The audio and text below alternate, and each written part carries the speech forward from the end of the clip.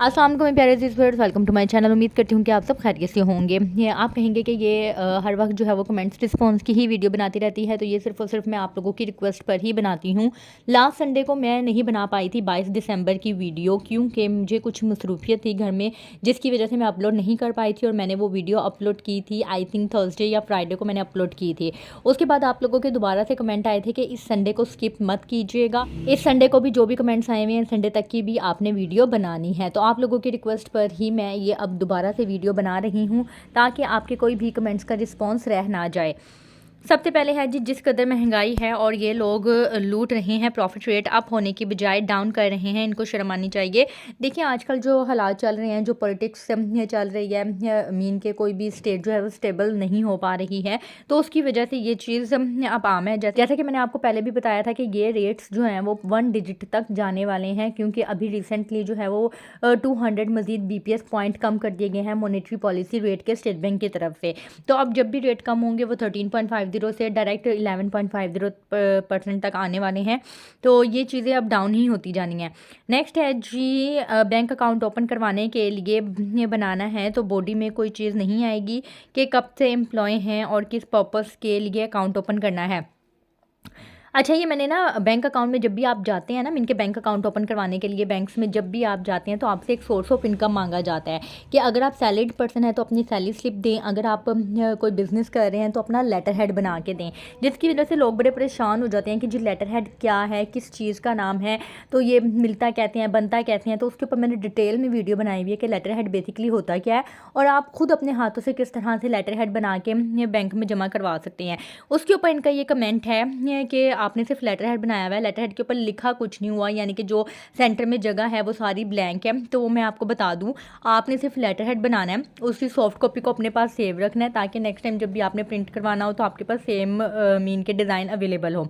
दूसरी चीज़ के लिखना मैं इस वजह से कहती हूँ कि आप मत लिखें, क्योंकि हर बैंक वालों के पास ना अपना एक परफॉर्मा होता है कि उन्होंने क्या वर्डिंग किस पॉइंट ऑफ व्यू से, यानी कि किस तरह से लिखनी है, वो खुद उस चीज़ को प्रिंट कर लेते हैं आपके लेटर हेड के ऊपर।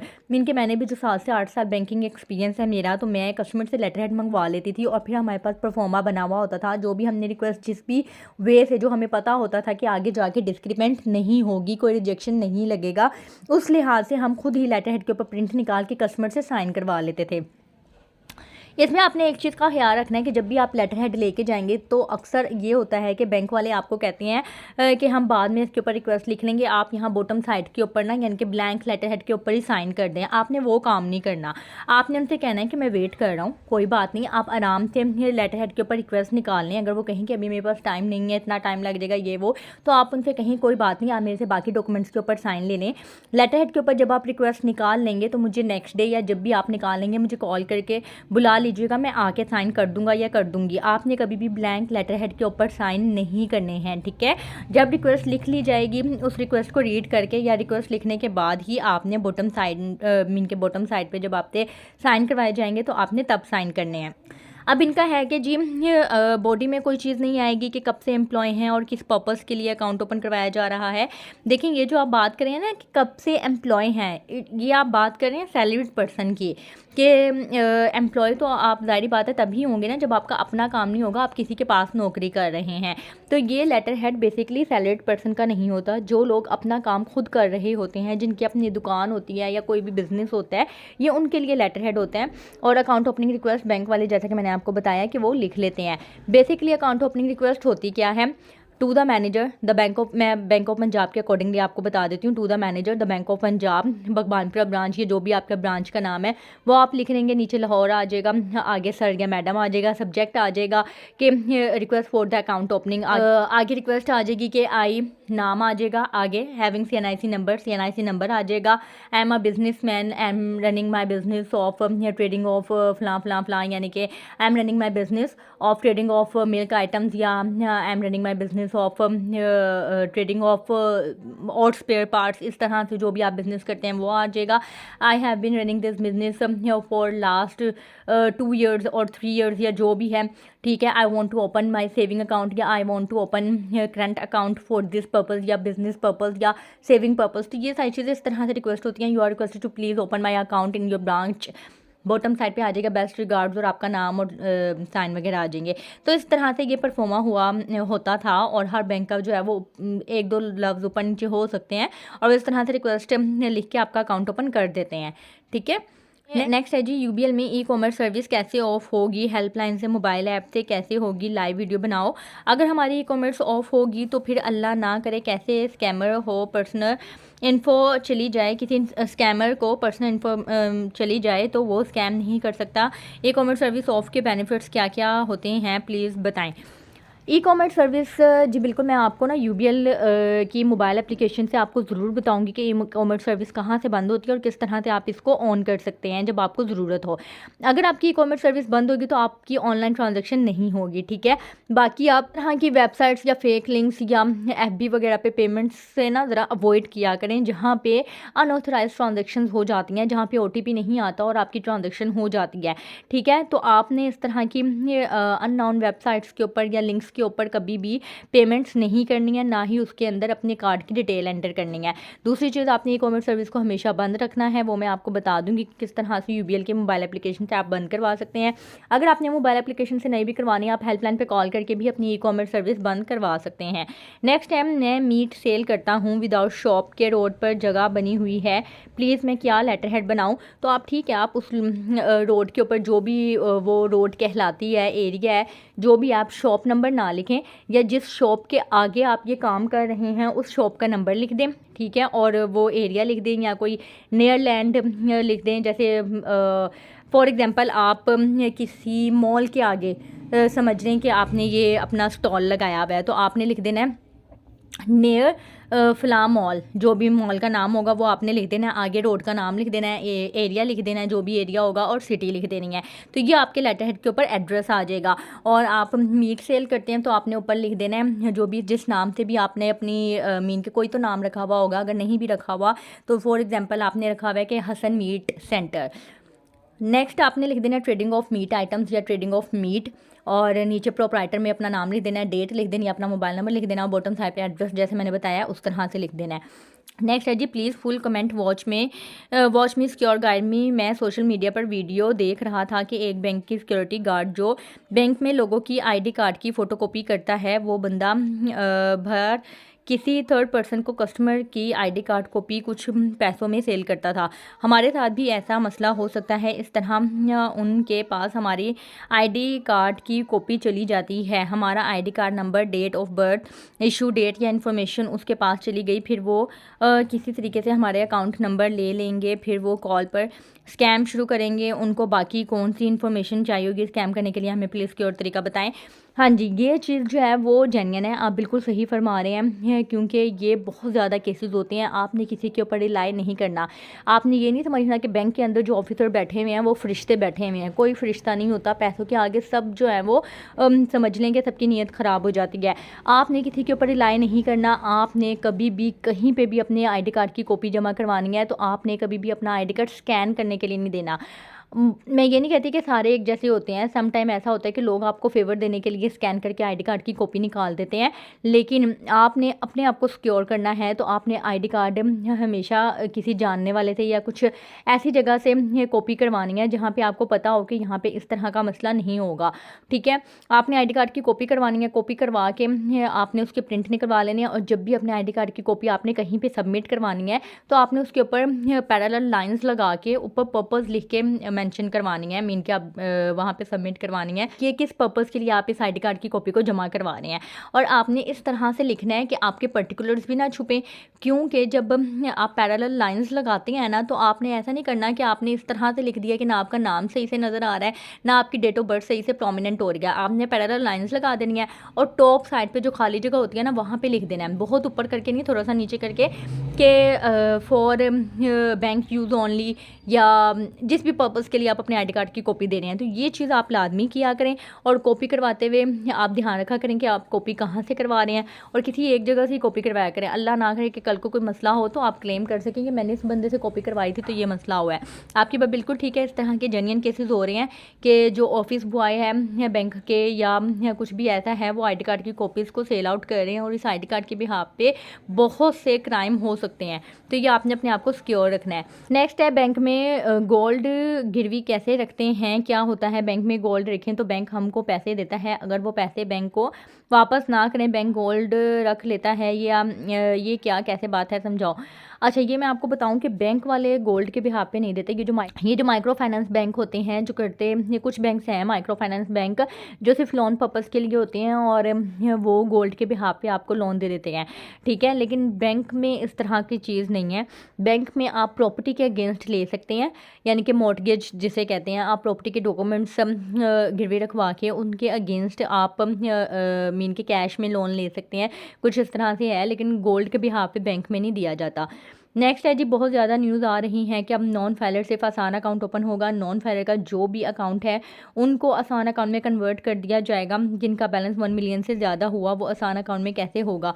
अच्छा, ये मैं आपको बता दूं, बिल्कुल बहुत ज़्यादा न्यूज़ आ रही हैं। बहुत से लोग इसके ऊपर वीडियोस भी बना रहे हैं, शायद आपको पता हो हसन बिलाल चौधरी भी बना रहा है, बिजनेस विद अली में भी बनाया जा रहा है। इसके अलावा फ़हीम साहब है, वकालत के लॉयर हैं, लॉयर्स भी इस चीज़ के बारे में वीडियोस बना रहे हैं। अब आई डोंट नो कि रिव्यूज़ के लिए बना रहे हैं या, क्योंकि जो वेबसाइट के ऊपर अपडेट हुआ है वो हुआ बिल्कुल यही हुआ है। मैं उनको झूठा नहीं कहूँगी, जाहिर बात है कि वो न्यूज़ दे रहे हैं तो सर्च करने के बाद ही दे रहे हैं, वो बिल्कुल अपनी जगह ठीक होंगे। लेकिन ये मैं आपको 200% श्योरिटी देती हूँ कि अभी तक बैंकों में इस तरह का कोई भी सर्कुलर नहीं आया है। जैसे ही बैंकों में इस तरह का कोई भी सर्कुलर आएगा मैं खुद आपको इन्फॉर्म करूँगी कि अब आपको बैंक के ऊपर इस तरह से इम्प्लीमेंटेशन होगी। जैसे कि मैंने आप लोगों को पहले भी बताया था कि अगर इस तरह से होने लग गया तो स्टेट बैंक को बहुत ज़्यादा इम्पैक्ट पड़ने वाला है, क्योंकि ज़ाहिरी बात है कि बहुत ज़्यादा लोग जो हैं वो नॉन फाइलर हैं। अगर आप सब नॉन फाइलर होंगे और नॉन फाइलर को कोई भी बैंकिंग फैसिलिटी नहीं दी जाएगी तो आप किस तरह से बैंक में अकाउंट ओपन करवाएंगे। अगर आप ही बैंक में अकाउंट ओपन नहीं करवाएंगे तो डिपॉजिट भी बैंकों में नहीं जाएगा। जब डिपॉजिट नहीं जाएगा, डिपॉजिट डाउन हो जाएगा और बैंक जो है उसकी ग्रो है, फाइनेंशियली ग्रोथ कम हो जाएगी। तो ये सबके ऊपर असर होने वाला है। तो इसका कोई ना कोई ऐसा तरीका निकाला जाएगा कि जिसकी वजह से आप लोगों को भी ज़्यादा असर ना हो और स्टेट बैंक से लेके कमर्शियल बैंक सारे बैंक्स को भी इसका ज़्यादा असर ना हो। तो अभी फ़िलहाल आप टेंशन ना लें। बिल्कुल ये इस तरह की न्यूज़ आ रही है कि नॉन फाइलर या नॉन एलिजिबल जो पर्सन है वो अकाउंट नहीं ओपन करवा पाएंगे, या आसान अकाउंट ओपन करवा सकते हैं या पेंशन अकाउंट सिर्फ ओपन करवा सकते हैं। लेकिन अभी इस तरह का कोई भी सर्कुलर नहीं आया है। मैंने ऑलमोस्ट तमाम तर बैंक से कंफर्म किया है। जैसे ही आएगा मैं ज़रूर आप लोगों को फौरी गाइड करूँगी। उसके लिए आप मेरे चैनल को सब्सक्राइब लाजमी करें और वीडियो को भी शेयर किया करें इस तरह की न्यूज़ के साथ, उन लोगों के साथ जो लोग अपने बैंक अकाउंट्स को लेके या अपने पैसों को लेके बहुत ज़्यादा परेशान होते हैं। जी, अस्सलाम वालेकुम। नेशनल बैंक ऑफ पाकिस्तान के इस्लामियत एतमाद अकाउंट के मुनाफा रेट लिस्ट भी शेयर कर दें। अच्छा, ये नदीम साहब मैं आपको बताऊं कि सबसे पहले तो वालेकुम अस्सलाम। नेशनल बैंक के इवन के उनके जो कन्वेंशनल ब्रांचेस की रेट लिस्ट है उनकी तो वो भी रेट लिस्ट उनके वेबसाइट के ऊपर अवेलेबल नहीं है। तो एतमाद की तो मेरा नहीं ख्याल कि वहाँ पे अवेलेबल होगी। मैं फिर भी पूरी कोशिश करूँगी, जैसी मुझे मिलती है मैं आपके साथ शेयर कर दूँगी। जो बैंक में लॉकर लेते हैं एक की कस्टमर को मिलती है क्या, अगर वो की कस्टमर से गुम हो जाए फिर क्या करना होता है। अगर वो की कस्टमर से गुम हो जाए तो की डिपॉजिट आपसे लिया हुआ होता है ऑलरेडी, यानी कि जब आप लॉकर परचेज करते हैं तो आपसे सिक्योरिटी के तौर पे की डिपॉजिट लिया हुआ होता है कि 10,000 या 5,000 रुपये, ठीक है। वो की डिपॉजिट क्या होता है कि जब आप लॉकर बंद करवाते हैं और की वापस करते हैं तो वो पैसे आपको वापस कर दिए जाते हैं। ये की डिपॉजिट इसीलिए होता है। अब अगर आपके पास से की गुम हो गई है या जो भी है तो प्रॉपर डॉक्यूमेंटेशन होती है, आपसे कुछ चार्जेस लिए जाते हैं, आपका की डिपॉजिट आपको वापस नहीं किया जाता है। और फिर जो भी इनका मेन हेड ऑफिस होता है, चाहे वो आउट ऑफ सिटी में हो या लाहौर में हो या कराची में हो, वहाँ से बंदा बुलाया जाता है और फिर कुछ ना कुछ प्रोसीजर करके उस लॉकर को तोड़ा जाता है या खोला जाता है। ये क्योंकि ये लॉकर बहुत सिक्योर होते हैं। इसकी 2 कीज़ होती हैं, एक कस्टमर के पास होती है और एक बैंक वालों के पास। ना तो बैंक वाले कस्टमर की के बगैर खोल सकते हैं और ना ही कस्टमर बैंक वालों की के बगैर खोल सकता है। दोनों की एट अ टाइम उस लॉकर में लगेंगी फिर ही लॉकर खुलता है। तो ये एक तो सिक्योर होता है, दूसरा की बहुत आपने ध्यान से रखनी होती है। नेक्स्ट है फाइलर जो एनुअल टैक्स रिटर्न फाइल में बैंक अकाउंट का 30 जून का क्लोजिंग बैलेंस लिखना होता है। उसके लिए लोग बैंक से स्टेटमेंट लेते हैं। अगर बंदा 30 जून डेट को मोबाइल ऐप से या एटीएम से अपना 30 जून डेट को बैलेंस देख ले, फिर जब मर्जी जुलाई अगस्त सितंबर तो टैक्स रिटर्न करना हो वहीं बैलेंस ऐड करने। प्लीज़ ये तरीका ठीक है या क्या? आप बैलेंस बिल्कुल चेक कर सकते हैं। इसके 2-3 तरीके होते हैं। आप एटीएम मशीन से भी ऑन द स्पॉट अपने अकाउंट का बैलेंस 30 जून की शाम को, यानी कि रात को 12 बजे तक जो है वो आप कंफर्म कर सकते हैं कि मेरे अकाउंट में आज कितना बैलेंस है, वो आप नोट डाउन कर लें। आप अपनी मोबाइल एप्लीकेशन से भी नोट डाउन कर सकते हैं। दूसरा क्या है, आप हेल्पलाइन से भी कंफर्म कर सकते हैं 30 जून को कॉल करके कि मेरे अकाउंट का जो है वो बैलेंस क्या है, उसको नोट डाउन कर सकते हैं। अगर आपने बैंक से स्टेटमेंट लेनी है तो आप लाजमी नहीं है कि 30 जून को जाएंगे या या 2 जुलाई को जाएंगे, क्योंकि 1 जुलाई को तो बैंक बंद होता है। 2 जुलाई को जाएंगे तो आपको स्टेटमेंट लेनी होगी, या अगर आप बाद में जाएंगे तो आपको स्टेटमेंट नहीं मिलेगी। आप कभी भी जाएं और उनसे कहें कि मुझे फाइनेंशियल ईयर की स्टेटमेंट चाहिए, तो आपको फाइनेंशियल ईयर की स्टेटमेंट मिल जाएगी। उसके अंदर 30 जून का बैलेंस अवेलेबल होगा, आप वहाँ से चेक करके लिख सकते हैं, ठीक है। और फायर रिटर्न करवाते हुए आपको स्टेटमेंट भी तो शो करनी होती है ना, तो स्टेटमेंट तो लाजमी है कि आपको देनी ही होती है।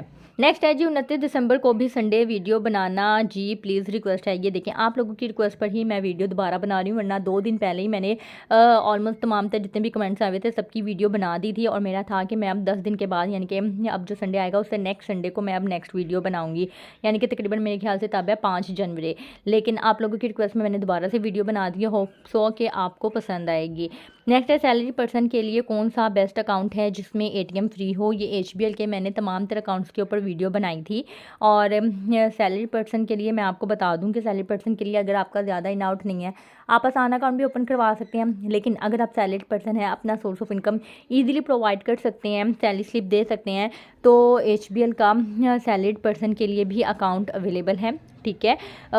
इसमें आप अगर सेविंग पर्पज़ के लिए खुलवाना चाहते हैं तो महाना आमदन या डेली मुनाफा अकाउंट भी आप ओपन करवा सकते हैं। और अगर आपने जो है करंट अकाउंट ओपन करवाना है तो करंट अकाउंट में आप इनका BB अकाउंट भी ओपन करवा सकते हैं वालें, या अगर सैलरीड पर्सन के लिए कोई स्पेसिफिक इनका अकाउंट होगा तो वो ओपन करवा लें। बाकी ATM जो है वो किसी में इश्यूएंस फ्री हो सकती है, लेकिन आपको सालाना चार्जेस देने होंगे। ATM के बारे में मैं आप लोगों को हमेशा से बताती हूँ कि ATM अगर आपकी ज़्यादा यूसेज नहीं है, जैसे अब आपकी 30-40 हज़ार सैलरी है, आपने ज़ाहिरी बात है कि महीने बाद सैलरी आनी है, वही निकलवानी है। और हो सकता है कि आप 10,000, 20,000, 30,000 मैक्सिमम इतना ही निकलवाएं, तो आपको बहुत ज़्यादा मीन के लिमिट वाले कार्ड की ज़रूरत ही नहीं है। तो आप इतना महंगा कार्ड लें भी ना, जितनी ज़्यादा लिमिट होगी उतनी ज़्यादा आपको फ़ीस पे करनी होगी। तो आप वही कार्ड लें जितनी लिमिट की आपको ज़रूरत है। अब मैं हमेशा से सजेस्ट करती हूँ कि अगर आपने कोई इंटरनेशनली पेमेंट नहीं करनी होती या अब्रॉड में इस्तेमाल नहीं करना, तो आप पेपा कार्ड लें। सिंपली पेपा कार्ड की सबसे कम फ़ीस होती है एनुअल फ़ीस, और वो आप पाकिस्तान में नहायत ही आसान तरीके से इस्तेमाल कर सकते हैं। कहीं पे भी स्वाइप करवा सकते हैं, शॉपिंग मॉल्स में भी इस्तेमाल कर सकते हैं। इसके अलावा उसके ज़रिए पैसे निकलवाने की लिमिट भी कोई 50 से 75 हज़ार तक होती है, जो कि मोर देन इनफ होती है नॉर्मल सैलरीड पर्सन के लिए। तो ये थे आज के कमेंट्स। उम्मीद करती हूँ वीडियो आप लोगों को पसंद आई होगी। अच्छा, एक और चीज़, पप्पू राजा ने ना मुझे वो भेजा था, लेटर हेड भेजा था बना के, वो भी मैं डिस्कस कर लेती हूँ। ये देखें जी, इन्होंने जो है ना वो लेटर हेड बना के भेजा था। लेटर हेड इन्होंने बहुत अच्छा बनाया है, और इसमें जो चेंजेस थी वो मैंने वैसे रिप्लाई भी कर दिया था, लेकिन आप लोगों को दिखाने के लिए भी मैं बता देती हूँ। अब जैसे इन्होंने लिखा हुआ है ऊपर, मुदस्सर मिल्क आइटम सर्विस है। सर्विस नहीं लिखना, मैंने पहले भी बताया था कि बिज़नेस की 3 कैटेगरीज होती हैं, ट्रेडिंग, मैन्युफैक्चरिंग और सर्विसेज, ठीक है। अगर आप सर्विस लिखेंगे तो आप ट्रेडिंग को मीन के जस्टिफाई नहीं कर पाएंगे, और अगर आप ट्रेडिंग लिखेंगे तो आप सर्विस को जस्टिफाई नहीं कर पाएंगे। आपने लिखना है मुदस्सर मिल्क शॉप, या मुदस्सर मिल्क के नाम से भी आप बना सकते हैं, या मुदस्सर मिल्क शॉप के नाम से भी बना सकते हैं, ठीक है। ये आपका हो गया नाम। नीचे आपने जो ट्रेडिंग फॉर मिल्क आइटम्स लिखना है, ट्रेडिंग फॉर नहीं होता, ट्रेडिंग ऑफ होता है।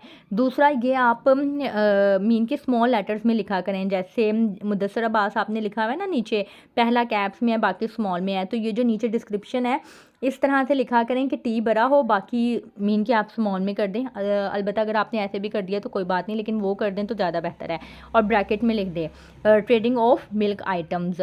फॉर नहीं लिखना, ऑफ लिखना है। प्रोप्राइटर में आपने एज पर CNIC अपना नाम लिखना है, स्पेलिंग सेम होनी चाहिए जैसे CNIC में है। अगर उर्दू में CNIC बना हुआ है तो जो नाम के स्पेलिंग आप यूज़ करते हैं वही आपने लिख देने हैं, जो आपने अकाउंट टाइटल में लिखवाने हैं। दूसरा, डेट आपने लिख दी, बिल्कुल सही है। वाटर मार्क में कभी भी डिस्क्रिप्शन नहीं आती है, यानी कि वाटर मार्क में आपने लिखा हुआ है trading for milk items, water mark में हमेशा आपका या तो लोगो आता है या आपके बिज़नेस का नाम आता है, आपके बिज़नेस की कैप्शन नहीं आती है। यानी कि अगर आपने वाटर मार्क लिखना है, वाटर मार्क बनाना लगाना है, अलबत्ता लगाना है, ठीक है, नहीं लगाना तो भी कोई मसला नहीं है। अगर आपने लगाना है तो आपने लिखना है जो भी आप नाम रखेंगे, जैसे अगर आपने मुदस्सर मिल्क शॉप का नाम रखा है तो नीचे आपने वाटर मार्क में मुदस्सर मिल्क शॉप ही लिखना है, या फिर ये जो आपने लोगो लगाया हुआ है कॉर्नर में, इसको आप वाटर मार्क के तौर पे यूज़ कर सकते हैं। नीचे आपने एड्रेस लिख दिया विलेज कमाली मदरसा एनिमल फार्म, ठीक है, बिल्कुल सही है। और मोबाइल नंबर नीचे आ गया, बिल्कुल सही है। आपका लेटर हेड बिल्कुल परफेक्ट है, जो 2-4 चीज़ें मैंने कही हैं वो आप अमेंडमेंट कर सकते हैं। और इस तरह हम इसके 2-3 प्रिंट निकाल के आप बैंक में ले जाएं और इसके जो मीन के जो भी इसकी रिक्वेस्ट लिखनी होगी वो बैंक वाले खुद लिख लेंगे। और जैसे कि मैंने आपको कहा कि रिक्वेस्ट लिखने के बाद ही आपने बॉटम साइड पर साइन करनी है। अगर वो आपसे कहें कि यहाँ पर 2 साइन करके हमें दे के चले जाएँ, हम खुद रिक्वेस्ट लिख लेंगे, तो वो चीज़ आपने नहीं करनी। आपने कर्टेसी वे में उनसे कहना है कि आप रिक्वेस्ट लिख लें, फिर मैं साइन कर दूँगा, आप बुरा ना मानिएगा, क्योंकि बैंक वाले जो है ना वो इतराज़ बड़ी जल्दी कर लेते हैं और फिर आपका अकाउंट लटक जाएगा। वो गुस्से में आपका अकाउंट नहीं खोलेंगे कि हाँ इसने मेरे ऊपर यकीन नहीं किया और कह रहा है कि पहले रिक्वेस्ट लिखो। तो आपने बड़े ही पोलाइट वे में उनसे कहना है कि आप बुरा ना मानिएगा, आप रिक्वेस्ट लिख लें, फिर मैं साइन कर दूँगा। और अगर आपके पास टाइम नहीं है, नो इशू, आप जब रिक्वेस्ट लिख लें तो मुझे कॉल करके या बुला लीजिएगा, मैं तब आके साइन कर दूँगा, बाकी डॉक्यूमेंट्स पर साइन करवा लें, ठीक है। तो इस तरह से आप कर्टेसी वे में करेंगे तो उनको बुरा भी नहीं लगेगा और आपका काम भी हो जाएगा। उम्मीद करती हूँ वीडियो आपके लिए इन्फॉर्मेटिव रही होगी। अगर आपने वीडियो को यहाँ तक देखा है तो चैनल को सब्सक्राइब लाजमी कर दीजिएगा। अगर अभी तक नहीं किया है तो वीडियो को शेयर कर दीजिएगा उन लोगों के साथ जिन लोगों को इसकी ज़रूरत है। अपना ख्याल रखिएगा, दुआ में याद रखिएगा। मुझे इजाज़त दें, अल्लाह हाफ़िज़।